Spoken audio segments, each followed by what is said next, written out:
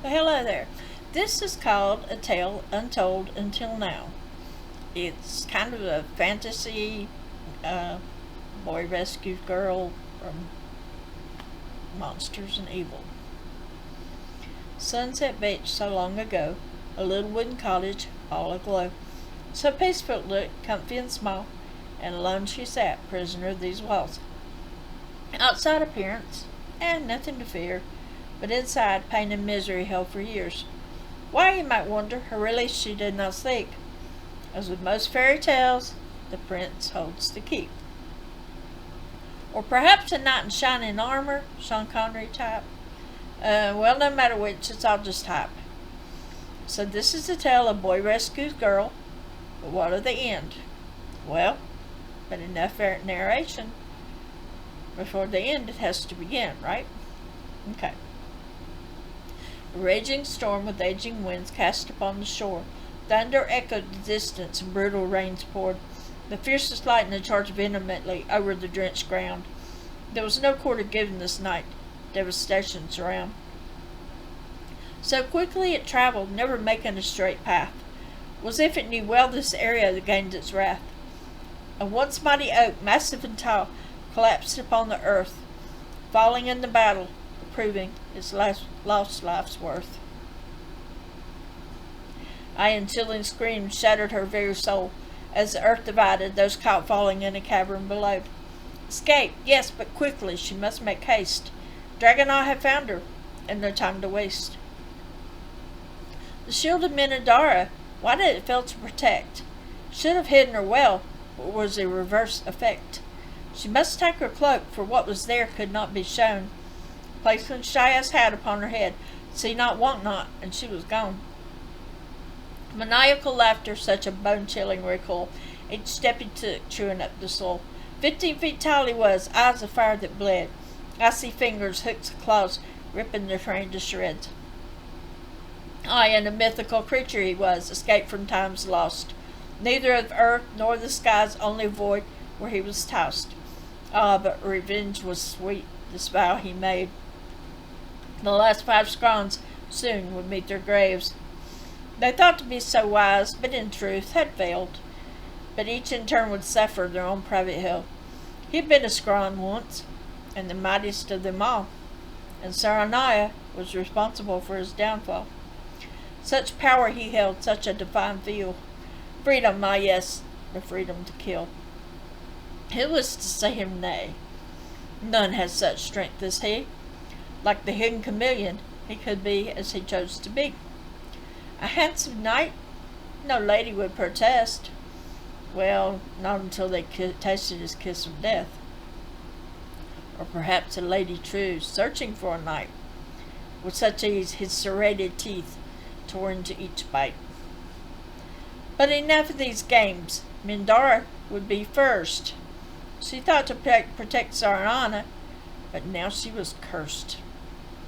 Her golden shield had held the strongest power, so easily captured, now temporarily locked in Hell's tower. And the floor below in the murk of the swamp, Triano was his guest. A most handsome lad, a warrior, true, but aided Sarana in her quest. He bellowed loudly, a deathly pale mist emerged. No more screams, no more lives. The town had been purged. Once again she had escaped his wrath. How could this be? Unless, oh yes, Shaya's hat. You could not want what you could not see.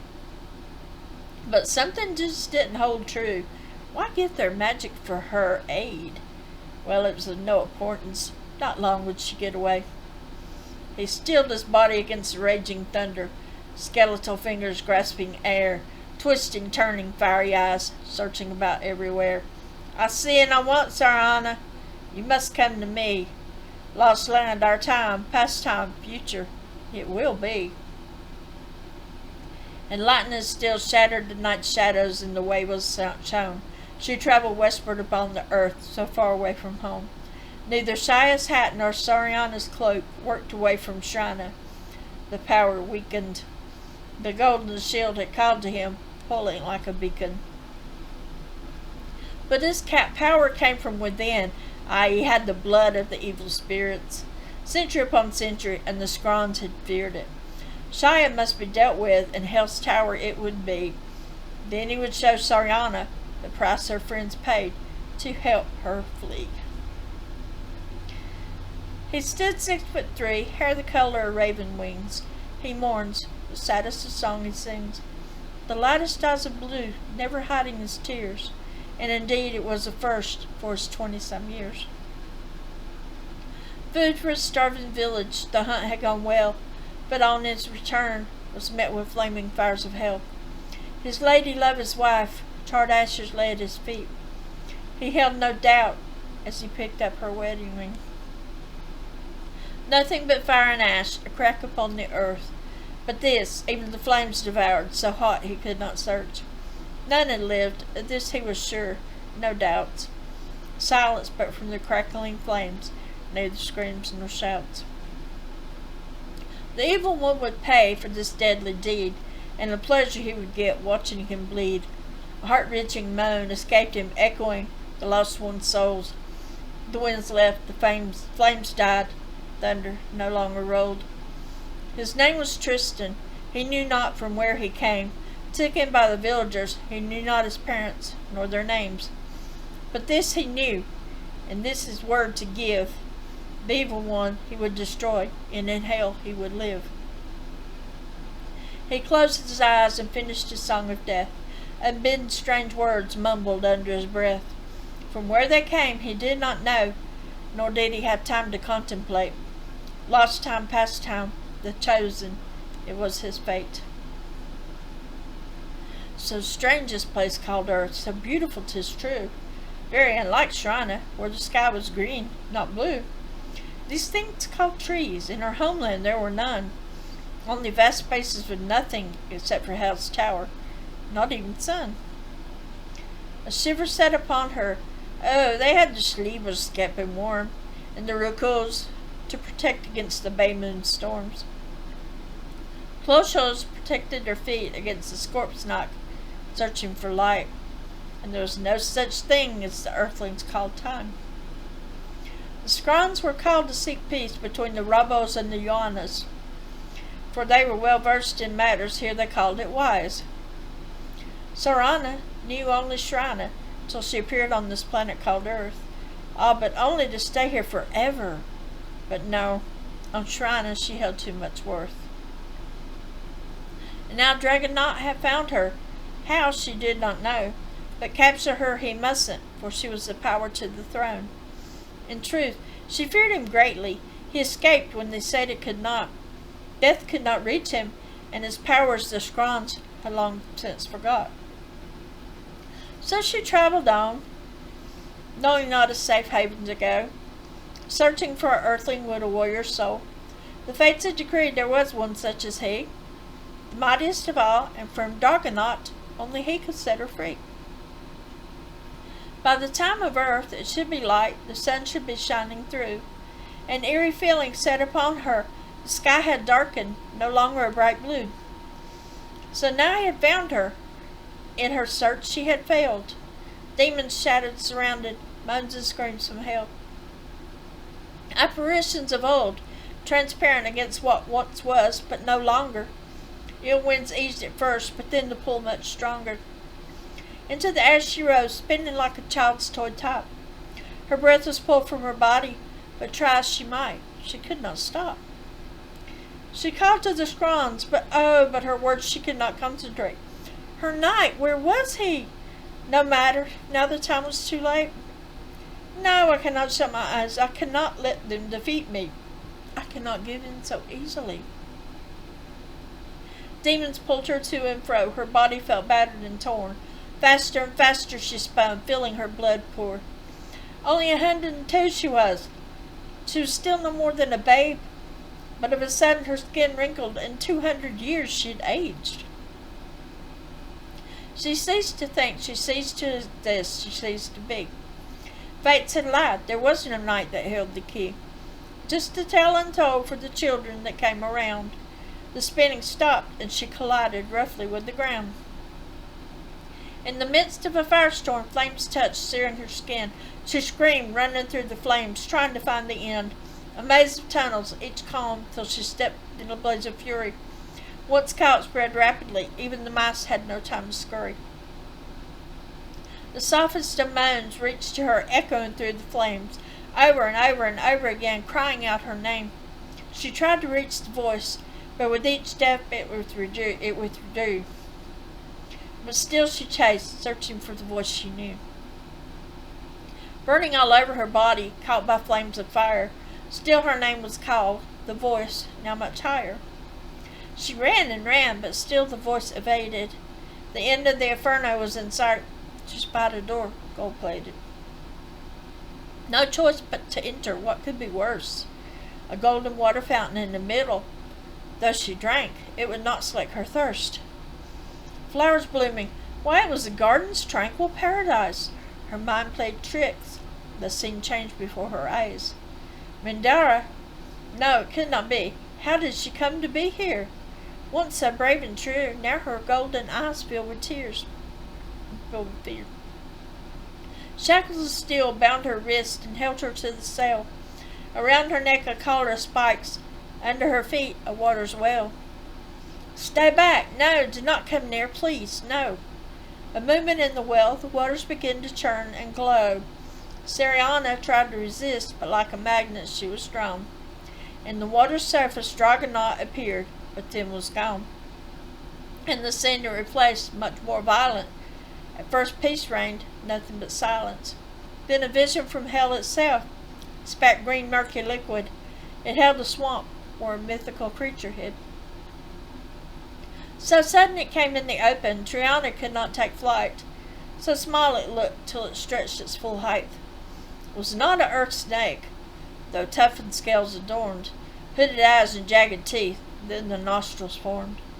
Over and over, once again, it struck, catching Triana's face, slowly, teasingly, but rapidly picking up pace.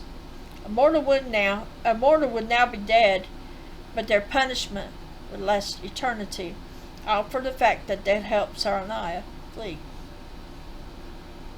Shia came into view, stretched upon a bed of prickly thorns. Blood covered every inch, gored by huge beasts with thorns. She could not move. She prayed for a quick death, but none would come, for she still drew breath. Maniacal laughter and Dragonaut appeared in human guise, almost unrecognizable except for his fiery eyes. Voice of thunder, words meant to cause pain.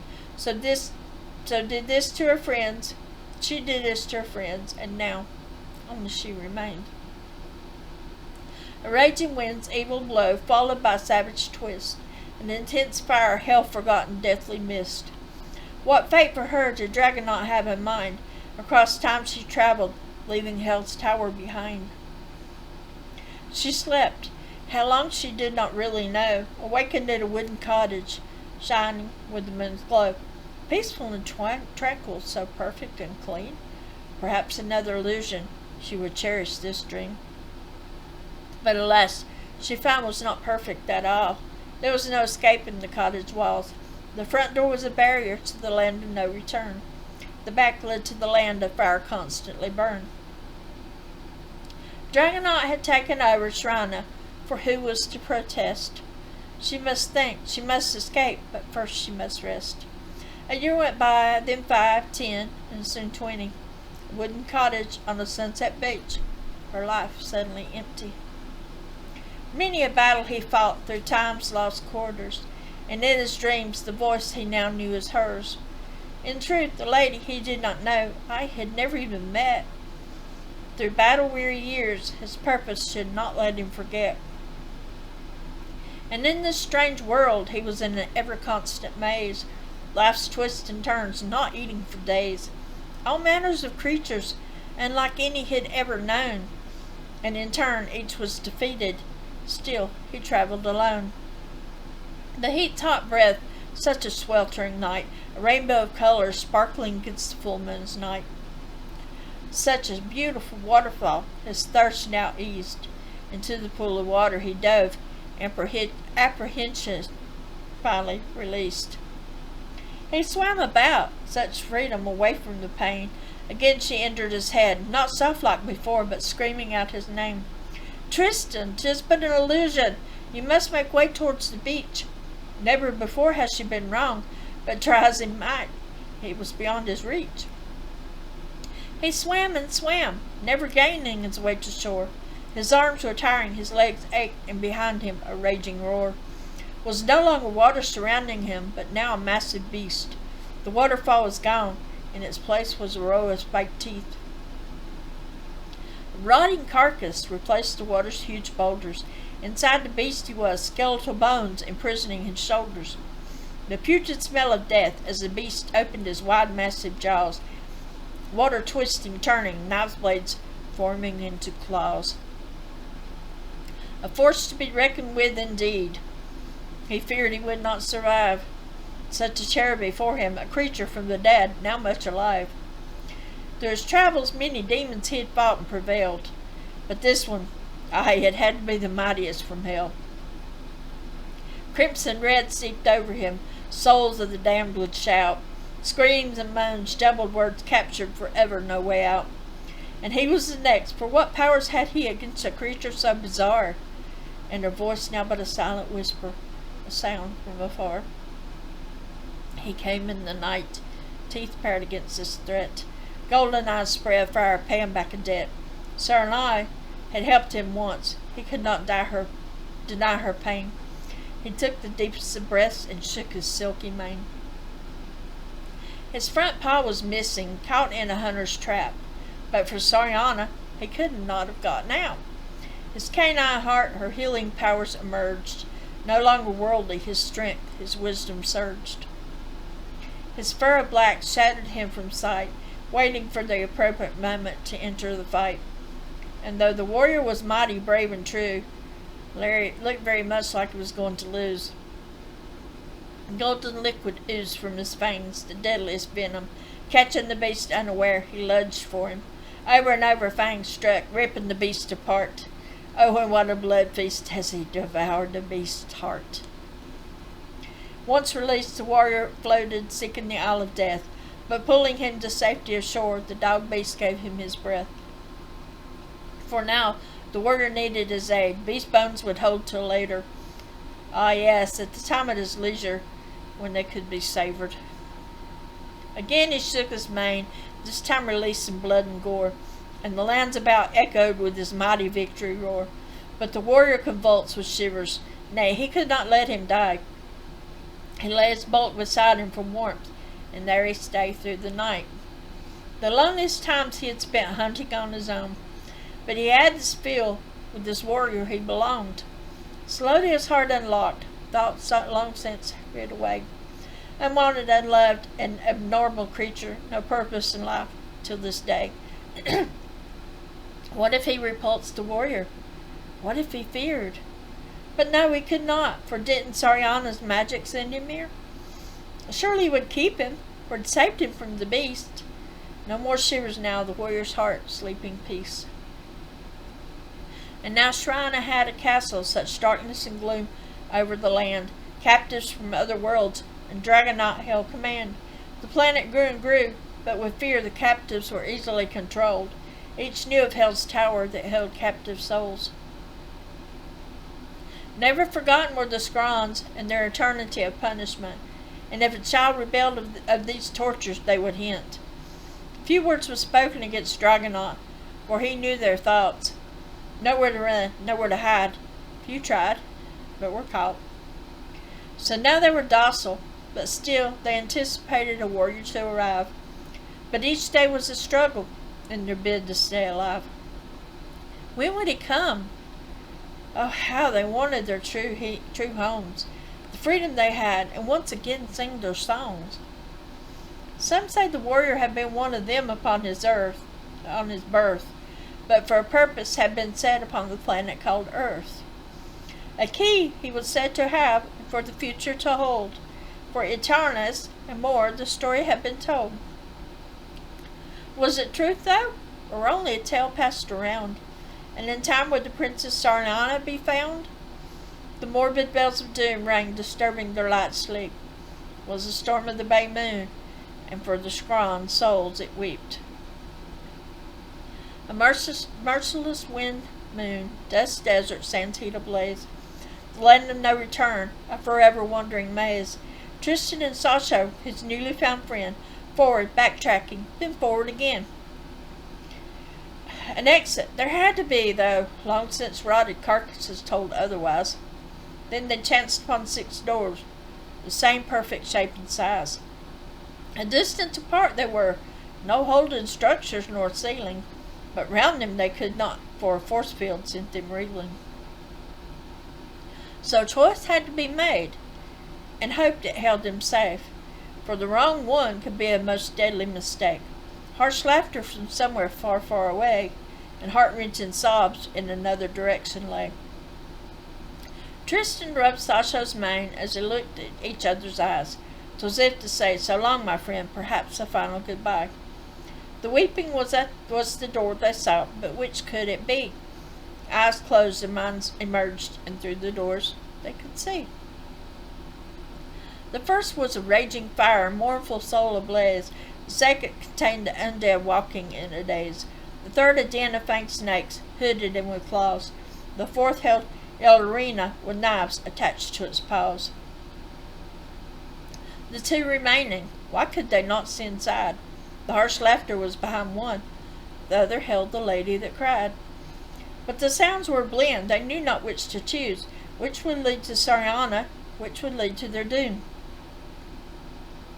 His lady wife's wedding band on his neck held by a chain, a song she sang, and she called out his name. It was a song of old, a song of hope, a song of a warrior's quest, the same song he sung when he bid her eternal rest. The words unknown at the time, but many times since said, a warrior's heart pure and true, follow where instinct led. Lost time, past time, the chosen, it was his fate. Was not the cry he should follow, that was drawing bait. Instinct was to be his guide, and door number 3 he chose. The hooded snakes were gone, instead stood his lady wife's ghost. I am no longer, and I never was meant to be, only years of illusion. Your purpose was to set the lady free. Though these walls are made of steel, there is a way through. Find it you must on your own. I can no longer aid you. Come back, he called as his lady wife disappeared. But as she said, only an illusion of many years. Sancho sniffed the air, and a mighty roar escaped his throat. Had not been his lady wife, but a well-planned hoax. Trapped by Dragonaut, his deadly stench was there. Was nigh time for a confrontation in his own lair. In Hell's Tower they were, no other place they could be. The scrons felt his presence. The chosen was here, and he held the key. A raging wind began to blow as all their magical powers combined. Their thoughts became as one, invading Tristan's mind. Sariana's body slept through many earth years, yet her heart and soul could still hear. The worry invaded her dreams, captured her thoughts, so he really did exist, after all. Though her flesh held steady upon the bed, not so her mind. It traveled, sleep and wake, throughout the passage of time. Each moment she relived the scron's imprisonment in the tower. Eternal pain, no release, knowing it was her fault for their lost power. The golden shield of Midaria, Shaya's hat of disappearance, Triana's mystical stealth. Aye, and even her cloak, though unknown to others, contained immense wealth. Gone now, disappearing without even the smallest clue, but was of no importance any more. It was Dragonaut, she well knew. And a deep, terrifying fear gripped and held of the task she left undone. The destruction of Dragonaut was the bloodiest battle still to come. This time his soul must be extinguished, for peace would only come with his death, and Tristan, the chosen one, would lead the battle to still his breath. And then there were the scrons with magic wisdom of ages, surviving years, decades, even centuries, weathering time's lost pages. What had happened? What happened now, and what was to be? They knew, they accepted, but how could they not? It was destiny. Sariana was the future, and so they had sacrificed all. They had to keep her safe, let Shrana take the fall. A prisoner she was, and they as well, but they held faith in the mighty warrior that he would not fail. Time for all the scrons to gather a warrior to meet, for it was foretold that he should be the one to lead. In his mind now, their knowledge would be of assistance. No longer were there barriers placed by the greatest distance. Manadara closed her eyes, and an ancient song she sung, singing for the bravery of the warrior, victory for the battles to come. Shine joined, and Triana soon sang along, and the warrior heard. It was not long before he picked up on the words. "'Tis only an illusion, great walls stand out, cannot hold. Though fierce heat surrounds, only one remains cold. Find it, that will be the exit you look for. It will lead you to the weapons you need for war. Once you find them, there will be no retreat, for it is time for good and evil to finally meet. The future, the hope, wait for a warrior true, and the warrior is you." Sancho smelled death through the walls, but which was it to be? Only one exit in a doorless room, but it could not be seen. Tristan went from wall to wall, searching for the cold, anxious now to fulfill what was once foretold. But all the walls were cold. Which way to leave? And Sariana's voice came, "Tristan, you have to believe. You cannot just wander from wall to wall. His illusions are real. Unlike a magician's tricks, you have to really feel." He closed his eyes, and a steady wind began to blow, and from the north came the biggest chill of cold. That was the direction he must take, with Sasha by his side, and through the wall he walked, rotting smell of souls that died. Skeletal remains, corpses long since rotted and decayed. A ring on a finger bone glowed, showing him the way. It was a golden ring, a little arrow pointed east. Through another wall he walked, coming upon a massive beast. What manner of creature this, he did not know, but it stood guard over a shield made of the purest gold. A small red hat and a glossy black cloak rested near. Instinctively he knew these were the weapons Dragonot feared. His weapons of war, but first the beast must give up his breath, and Tristan knew it would be a fight to the death. Long sharp talons struck, blood poured from Tristan's face, a thundering bellow of fiery rage setting flames about the place. Sancho, fangs dripping their golden venom, pounced upon the beast. It bellowed with pain, and into the air a rancid mist was released. 3 eyes and 6 arms it took to remove Sancho from his back. He landed in the midst of fire, but again he attacked. While the beast's attention turned, Tristan went for the golden shield. The flames died, the beast grew smaller, but yet he did not yield. Instead he bared his teeth, razor-sharp spikes, and moved with amazing speed. Sancho was thrown again, and his throat began to bleed. He lay there unmoving, but for the whispering of his breath, and Tristan feared his friend was so near to death. The golden shield glowed, and the beast's chest went wide, and as an agonizing scream came forth, his ashes formed inside. Little by little the ashes fell, landing at Tristan's feet, till there was nothing left of what once was a mighty beast. "Quickly, you must get the hat and cloak, for the way is shown. Sancho will protect you. You will not fight this battle alone." But how could Sancho aid him, his life almost gone? He laid his hand upon his chest. His heart beat strong. He wagged his huge tail, and his eyes no longer held pain. His throat had healed, and no blood adorned his mane. Tristan didn't wonder over it. For years nothing seemed real. Things he'd seen, places he'd been, creatures he'd killed. He placed the cloak over his shoulders and the hat upon his head, holding the golden shield. See not, want not, time for Dragonot's death. The traveled path was fraught with peril, trees and forest grass ablaze, thickened fog, cold damp mist, a darkened scene, yet unseen haze. Sancho close by his side, there to protect, guard, and serve. Aye, both the brave warrior and beast vowed to give Dragonot what he deserved.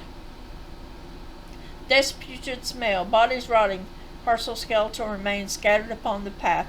But inside Tristan's mind, sorrow, anger, emotional whirlwind, the enemy would feel his wrath. He burned. His breath became heavy, his body weary. What was this that befell Tristan? In his quest he could not fail, determined now, one foot in front of the other, purpose insistent. Sasha remained by his side, faithful, loyal, and true. His purpose helped Tristan survive. And in the distance, barren land, cement walls, eyes so eerie a sight, they had arrived. Have to enter unseen, for the battle would be within. Ah yes, hat, cloak, and shield.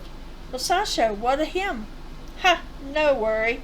He blended with the barren field. It is time. Once inside, there would be no release. To win was the only choice. Been so peaceful inside his mind, I had been so quiet, but now was her voice. Tristan, my mighty warrior, will be a hard battle you fight. Though immortal, he can die. Just concentrate with all your might, and not the final battle. Still lightning, shards of glass, echoes thunder, winds rage and wrath. Sands of time, pushing, destruction fills the forward path. Such a force, the whirlwind tossing grains of sand, capturing Dragonaut's madness. Soul scream, agonizing, heart-wrenching, to the depths, despair and sadness. Silent screams invade Tristan's mind, the evil, pure evil, loss of time and space.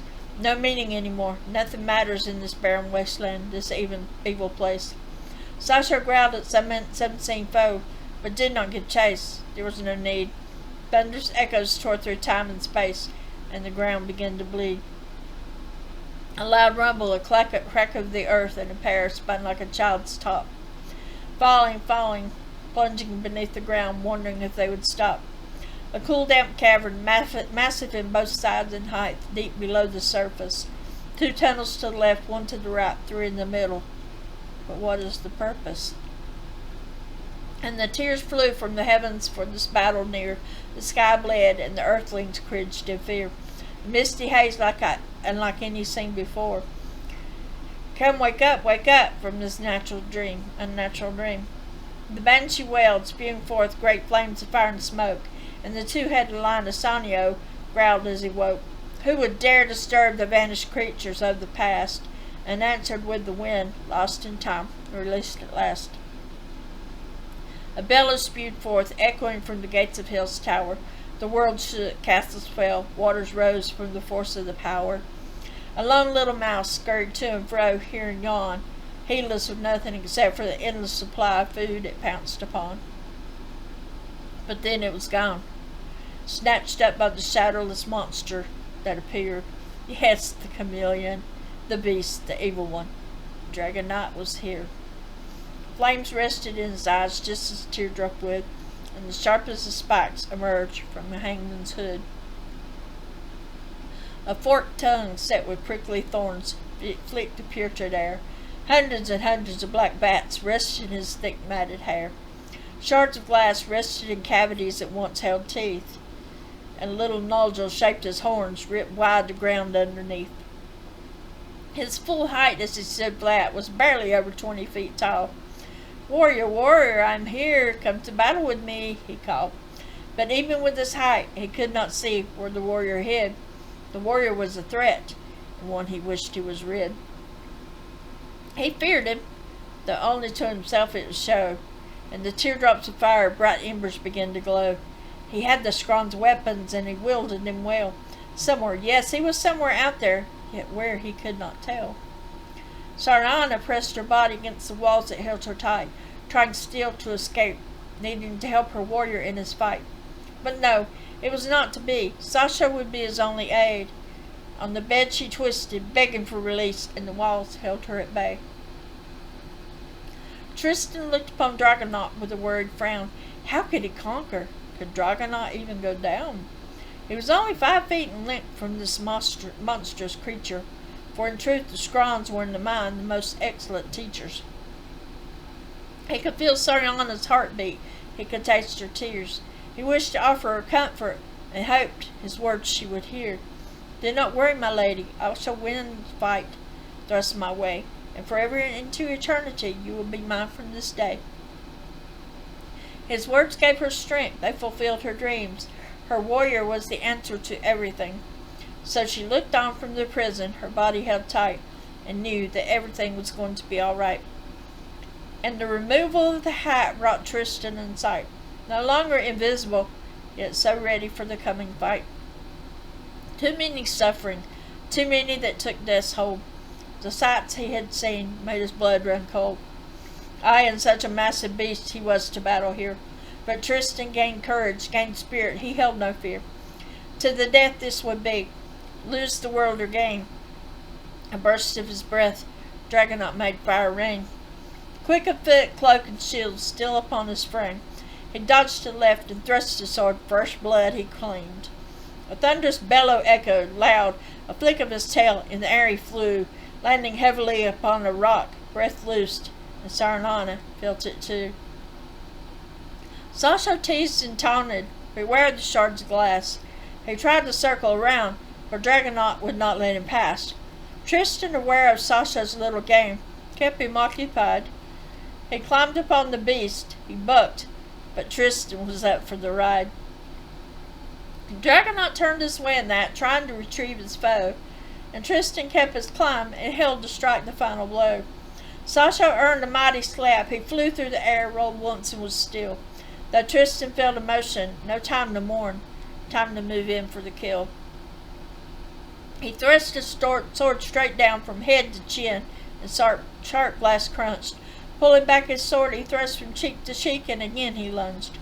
Dragonaut tossed and turned, back and forth, but no good did it do. Tristan held his place, never letting up on the sword, and from Dragonaut liquid goo. Sasha rose, sniffing the air. He ran, jumping the beast and climbing to the top. Ah yes, a blood feast, sinking in his massive fangs, eating the beast's head, and would not stop. Perhaps the enemy was immortal, perhaps he could not die, but he would wish for death, for there would be nothing left, his body scattered. Sasha finished his head, taking his breath. A bright light rose in the east, and millions of colors became a rainbow of stars above. The scrons released now. Sariana appeared upon silver wings of a huge white dove. The scrons joined an electric force field, became a massive bubble in time. It captured Dragonaut's remains, his bones, his soul, his heart and mind. They were scattered throughout time and space to the darkest realms to be, never to be found again, never to be joined, never to hear, never to see. Tristan, you are truly a warrior, and we thank you with all our heart and soul. You saved the world, a hero like no other, and we must rebuild and regain control. First we must mend your earth, and let the nations gather together to safe once more. Then I must go back to my world. Shrina beckons me, come, go back to the life I had before. Come with me, warrior, rule by my side. We shall join our two worlds, Shrina and earth. 'Tis sorry I am, my lady, but I cannot. I must heal this land, give it new birth. Well, my warrior, I am sure we will meet again, for fate has foretold, you will see. And a locket of gold she lay in his hand. If you have need, I will come in your dreams. Aside, Sasha bid the warrior goodbye. His time here was an end. Such a heart-wrenching farewell, for they had become the best of friends. The Sunset Beach so long ago, a little wooden cottage all aglow. So peaceful it looked, comfy and small, and alone she sat, but no longer a prisoner of these walls. And that was written by me, Cynthia Clark. I do hope you enjoyed it, and have a good night. Bye-bye.